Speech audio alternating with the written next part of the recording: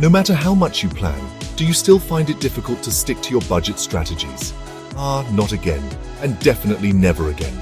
Here's a simple strategy to finally make your budget plan a success. Hello and welcome to Crossroad 3 of our series, The Money Journey, where we guide you towards smart financial decisions to keep you on the path to wealth and success. Let's take a deep dive into the 50-30-20 rule. What if I told you managing your money could be as simple as following just one rule? Most people struggle with budgeting because they overcomplicate it. But the 50-30-20 rule is a simple and effective way to take control of your finances without needing complicated spreadsheets. In this video, I'll break down the 50-30-20 budgeting rule, show you how to apply it, and give real-life examples so you can start saving and investing like a pro today. But before we start, hit that like button and subscribe for more practical money tips. Now let's dive in. What is the 50-30-20 rule? The 50-30-20 rule is a simple budgeting strategy that helps you manage your money efficiently. It divides your income into three main categories: 50% for needs, essentials like rent, food, and bills; 30% for wants, lifestyle choices like dining out, entertainment, and shopping; and 20% for savings and investments, future goals, debt repayment, and an emergency fund.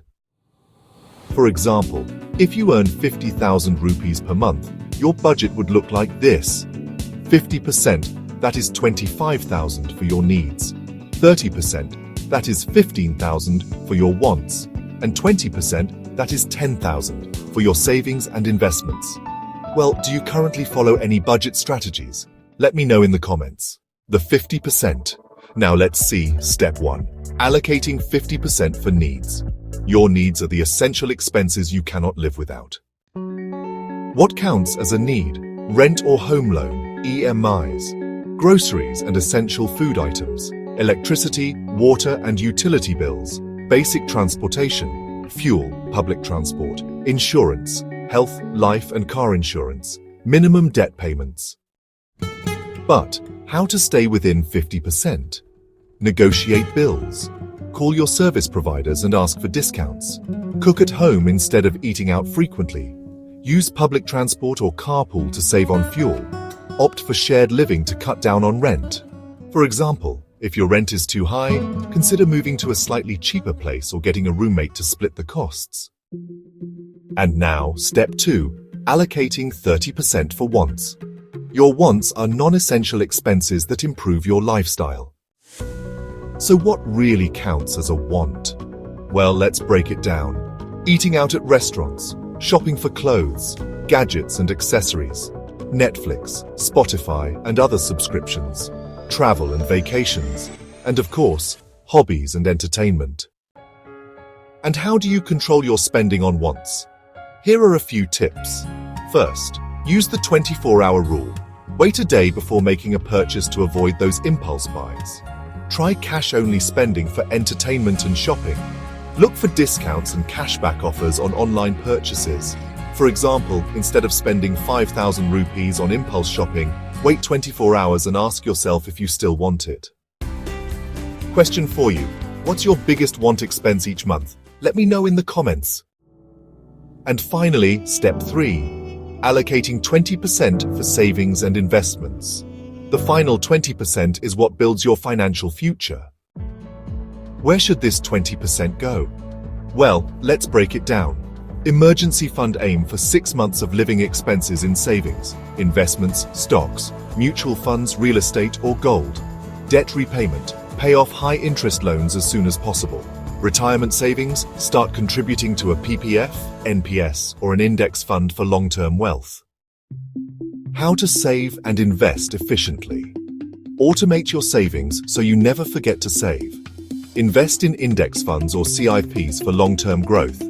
Use tax-saving options like LSS mutual funds.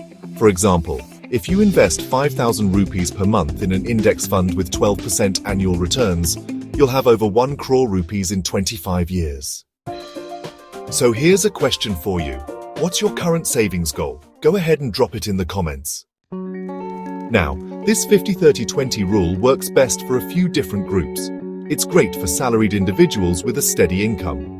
Freelancers and business owners can also benefit, especially when adjusting for variable income. And of course, it's perfect for beginners who need a simple budgeting strategy. Well, here are some common budgeting mistakes and ways to fix them. Spending more than 30% on wants. Cut down on unnecessary subscriptions. Not saving enough. Reduce lifestyle expenses and automate investments. Using credit cards to cover needs. Downsize expenses and build an emergency fund.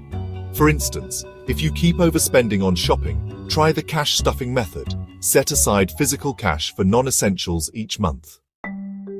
Do you wonder how to get started with the 50-30-20 rule? Step 1. Track your current spending for 1 month. Step 2. Categorize your expenses into needs, wants, and savings. Step 3. Adjust your budget to fit the 50-30-20 structure. Step 4. Automate savings and investments.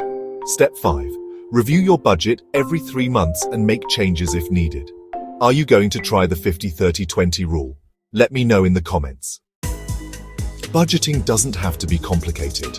The 50-30-20 rule gives you a simple way to manage money without stress. Which part of your budget needs the most improvement? Comment below. If this video helped you, hit the like button, subscribe, and turn on notifications for more money tips. Remember, your budget is the foundation of wealth building, so start today. Thanks for watching, and I'll see you in the next video.